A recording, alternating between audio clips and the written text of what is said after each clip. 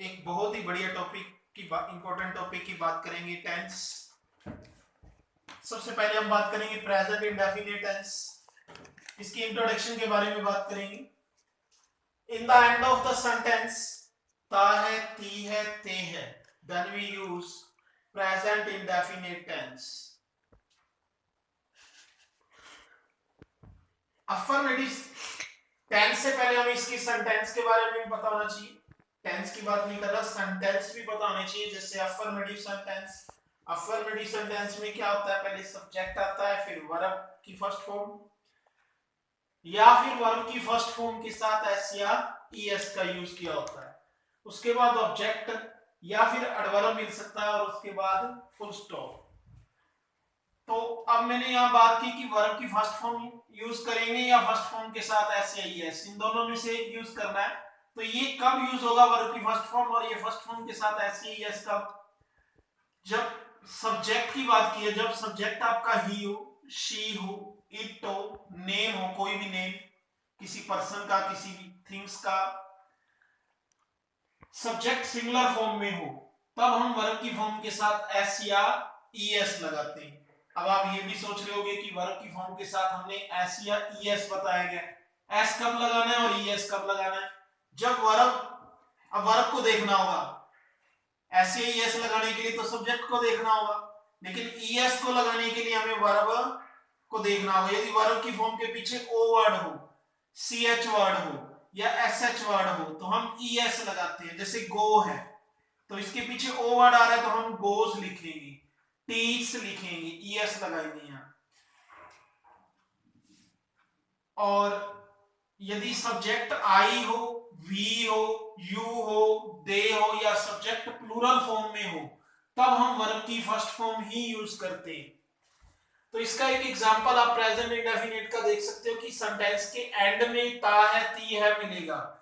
जैसे हम बोलते हैं वह प्रतिदिन स्कूल जाता है, तो इसके लास्ट में एंड में ता है, तब हमें पता चला कि ये प्रेजेंट इंडेफिनिट है। यदि ये प्रेजेंट इंडेफिनिट है तो हम इस स्ट्रक्चर को फॉलो करेंगे। इसमें हम पहले क्या लगाएंगे, सब्जेक्ट। तो सब्जेक्ट क्या है, वह और ही। उसके बाद हम वर्ब की फर्स्ट फॉर्म के साथ एस या ईएस का यूज करेंगे। तो वर्ब क्या है, अभी जाना, स्कूल जाना, जाना मींस गो, तो गो के साथ क्या यूज होगा, अभी मैंने बताया ईएस का, तो यहाँ ईएस लिखते हैं। यदि ये होता कि वह प्रतिदिन मैच खेलता है, तो यहाँ हम क्या खेलने के लिए क्या वर्ब यूज करते, प्ले, तब हम क्या लगाते हैं, एस। यदि ही है, यदि मैं प्रतिदिन खेलता हूं तो फिर क्या था, आई प्ले। और यदि मैं प्रतिदिन स्कूल जाता हूं तो क्या था, आई गो, फिर एस या एस का यूज नहीं होना था, फिर आई गो था। ऑब्जेक्ट फिर हमने क्या लगाना है जी, ऑब्जेक्ट, वर्ब के बाद गोज आ गया, उसके बाद ऑब्जेक्ट लगाना है। तो ऑब्जेक्ट क्या है, वही स्कूल। तो एक प्लेस से दूसरे प्लेस जाना हो तो उसके लिए प्रेपोजिशन यूज होती है टू। ये प्रेपोजिशन का टॉपिक भी हम करेंगे आगे जाकर। अब आप फिलहाल यहां समझ लीजिए कि एक प्लेस से दूसरे प्लेस की बात की गई हो तो वहां टू प्रेपोजिशन का यूज होता है, ही गोज टू स्कूल। उसके बाद एडवर्ब यूज होगा, मैंने बोला एडवर्ब, एडवर्ब का टॉपिक भी आपको करना होगा इसके लिए। तो ये टाइम ऑफ एडवर्ब है, प्रतिदिन, प्रतिदिन के लिए हम डेली वर्ड यूज करते हैं। जो टाइम ऑफ एडवर्ब होता है वो ऑब्जेक्ट्स के बाद आता है, लेकिन मैनर ऑफ जो एडवर्ब होता है, जैसे हम बोलते हैं ऑलवेज स्पीक द ट्रूथ, तो ऑलवेज वर्ड जो है मेन वर्ब से पहले वर्ड यूज होगा, या यूजली हो गया, ऑलवेज हो गया, सेल्डम हो गया, रेयरली हो गया, जनरली वर्ड हो गया। तो ये वर्ड जो है मेन वर्ब से पहले यूज होते हैं। और ये जो है, अब ये एडवर्ब जो है आपको ऑब्जेक्ट के फौरन बाद लिखना होगा, उसके बाद फुल स्टॉप आएगा। तो ये इसकी ट्रांसलेट हो जाएगी, वह प्रतिदिन स्कूल जाता है, he goes to school daily. तो इस स्ट्रक्चर से आप बहुत सारे सेंटेंस जो है चेंज कर सकते हो। अब एक बात और भी है यहाँ कि हमने ये टेंस का नहीं लिखा प्रेजेंट इंडेफिनिट टेंस, तो ये हमें इसकी पहचान और कैसे होगी। देखिए इस तरह के टेंस में हैबिट वाले सेंटेंस होंगे, यूनिवर्सल ट्रूथ होंगे। जैसे ये हैबिट का सेंटेंस है, वह प्रतिदिन स्कूल जाता है। इस तरह के सेंटेंस में ये वर्ड मिलेंगे हमें, always, usually, generally, daily, seldom. तो ये वर्ड मिलेंगे, हैबिट को शो करेंगे। यूनिवर्सल ट्रूथ हो जैसे 2 and 2 make 4, या फिर इंपैरेटिव सेंटेंस हो, वर्ब से स्टार्ट हो, वहां भी हम प्रेजेंट इंडेफिनिट का यूज करते हैं। एक क्वेश्चन आपसे और भी अराइज होता है कि इसमें इंडेफिनिट का क्या मीनिंग है। इंडेफिनिट का यहाँ ये मीनिंग है कि इसमें टाइम फिक्स नहीं होगा, जो एक्शन होगा उसके लिए एक्शन के लिए टाइम फिक्स नहीं होता कि एक्शन गोइंग ऑन है या नहीं, तो वहां हम प्रेजेंट इंडेफिनिट टेंस का यूज करते हैं। हाँ जी, तो ये थी अफर्मेटिव का स्ट्रक्चर। यदि अफर्मेटिव सेंटेंस आता है तो आपको इस तरह से बोलना होगा या इस तरह से राइट करना होगा। लेकिन नेगेटिव सेंटेंस आता है तब हम क्या करते हैं, तब हम सब्जेक्ट के बाद हेल्पिंग वर्ब यूज करते हैं। नेगेटिव सेंटेंस में वहां डू या डज का यूज भी होगा, हेल्पिंग वर्ब डू या डज। और फिर नॉट आएगा, नेगेटिव सेंटेंस है, उसके बाद इसमें V1 होती है ओनली, ऐसे ही एस का यूज नहीं होगा क्योंकि ऐसे ही एस यहाँ यूज हो गई एस डू के साथ। और फिर उसके बाद ऑब्जेक्ट आएगा, यदि एडवर्ब है तो आ जाएगा, अदरवाइज फुल स्टॉप। अब आप सोच रहे होंगे कि डू या डज में से एक यूज करना है, ये भी वैसे ही है जैसे आपने V1 या V1 के साथ ऐसे ही एस का यूज किया। जैसे ही she it name, subject singular form में है तो हम डज लगाएंगे। यदि I we you they subject plural form में है तो हम डू लगाएंगे। जैसे वह प्रतिदिन स्कूल नहीं जाती है, तो नहीं जाती है लिखा हुआ है तो हम ही नहीं लिखेंगे, वह मीन क्या होगा, शी। उसके बाद शी के साथ हम क्या यूज करेंगे, चाहे ही है चाहे शी, क्या यूज करना है हमने, डज। तो फिर हमने डज लगाना है, इसको स्ट्रक्चर को देखना है, डू नहीं लगाएंगे, क्या लगाएंगे, डज। फिर नेगेटिव है तो नोट भी लगेगा। और फिर वर्ब की फर्स्ट फॉर्म लगानी है, तो वर्ब क्या है, जाना, जाना मीन गो। और ये आपको बताया एक प्लेस से दूसरे प्लेस जाना हो तो हम प्रेपोजिशन यूज करते हैं टू। फिर ऑब्जेक्ट आएगा, ऑब्जेक्ट क्या है जी, स्कूल, तो यहाँ स्कूल आ जाएगा। फिर एडवर्ब भी है भैया, एडवर्ब क्या है, प्रतिदिन, तो यहाँ डेली आ जाएगा। और फिर फुल स्टॉप।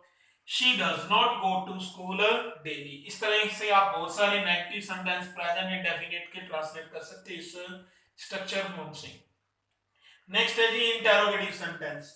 इंटेरोगेटिव सेंटेंस में क्या डिफरेंस है नेगेटिव और इंटेरोगेटिव। इसमें ये डिफरेंस है कि इसमें भी डू डज का यूज होगा बट वो सब्जेक्ट से पहले। पहले हम सब्जेक्ट देख लेंगे कि सब्जेक्ट क्या यूज हुआ है, उसके अकॉर्डिंग हम डू या डज लगाएंगे। यदि ही शी इट है तो वही डज लगाएंगे, अदरवाइज हम डू लगाएंगे। फिर उसके बाद सब्जेक्ट के बाद वर्ब की फर्स्ट फॉर्म यूज होती है, फिर ऑब्जेक्ट आता है, फिर वर्ब हुआ है तो ठीक है, अदरवाइज क्वेश्चन मार्क आएगा। इसमें इंटरोगेटिव में हमेशा क्वेश्चन मार्क का यूज होता है। जैसे यहाँ एक सेंटेंस है, क्या वह प्रतिदिन स्कूल जाता है, तो यहाँ क्या हो जाएगा, देखिए वह और ही, तो ही को देखकर हम क्या लगाएंगे, does. Does he go to school daily, question mark. यदि ऐसे होता, क्या मैं प्रतिदिन स्कूल जाता हूं, फिर क्या आता, फिर आई आता, आई को देखकर फिर हम डू डस नहीं, क्या यूज करेंगे, डू का। Do I go to school daily, question mark, ऐसा होगा। नेक्स्ट फॉर्म है जी, नेक्स्ट सेंटेंस में हम देखिए डब्ल्यू फैमिली। ये भी इंटेरोगेटिव सेंटेंस ही है, बस उसका पार्ट है कि डब्ल्यू फैमिली में हमने कैसे यूज करना है। डब्ल्यू फैमिली में भी वही होगा, बस डब्ल्यू फैमिली जो भी है वो पहले आ जाएगी, फिर डू या डज सब्जेक्ट, फिर वर्ब की फर्स्ट फॉर्म, फिर ऑब्जेक्ट और वर्ब, फिर क्वेश्चन मार्क। ये वही ऊपर वाला फॉर्म ही है सारा डू डज से, बस डब्ल्यू फैमिली है तो डब्ल्यू फैमिली ऊपर आ जाएगी। वह कब स्कूल जाता है, जैसे अब कब आ गया तो कब जो है अब व्हेन को शो करता है, व्हेन, तो यहाँ व्हेन आ जाएगी, डब्ल्यू फैमिली आ गई व्हेन। फिर हम डू या डज लगाएंगे तो ही को देखकर डज लगेगा, when does he go to school, question mark. तो इस तरह जो आप ट्रांसलेट कर सकते हो। हाँ, बट हु वाली फॉर्म में ऐसा नहीं होता। हु कैसे, जैसे आपको अंग्रेजी कौन पढ़ाता है, कौन के लिए हम हु का यूज करेंगे, जब हु होगा तब हम जो है डू डज का यूज नहीं करेंगे। हु के फौरन बाद V1 प्लस एस लगेगी और फिर ऑब्जेक्ट और फिर क्वेश्चन मार्क। जैसे आपने इसको ट्रांसलेट करना है, आपको अंग्रेजी कौन पढ़ाता है, तो इसकी इंग्लिश क्या होगी, हु, फिर V1 आएगी। V1 क्या है, पढ़ाना, पढ़ाना मीन क्या होता है, टीच। तो अभी अभी मैंने बताया टीच वर्ब हो तो उसके साथ हम ES लगाते हैं। तो देखिए पहले हु लगाया, फिर V1 प्लस एस, फिर हम ऑब्जेक्ट का यूज करेंगे, तो ऑब्जेक्ट क्या है, इंग्लिश, हु टीच और यू है तो यू लगाएंगे, पहले ये वाला ऑब्जेक्ट यूज होगा, दो ऑब्जेक्ट हैं। तो दूसरा ऑब्जेक्ट है इंग्लिश। इंग्लिश का ई कैपिटल लेटर में, क्योंकि सब्जेक्ट का फर्स्ट वर्ड जो है कैपिटल लेटर में होता है। Who teach you English. हाँ जी, हमने जो स्ट्रक्चर्स किए हैं उस स्ट्रक्चर्स के अकॉर्डिंग अब इनको आपने ट्रांसलेट करना है। 10 सेंटेंस हैं, ये ट्रांसलेट करने हैं आपने। ये ट्रांसलेट करके आपने इसकी कमेंट में डालने। लास्ट में कमेंट होगा, आप वीडियो के लास्ट में जाओगे बिल्कुल तो कमेंट होगा, कमेंट में आपने इनके आंसर जो है टाइप करने हैं।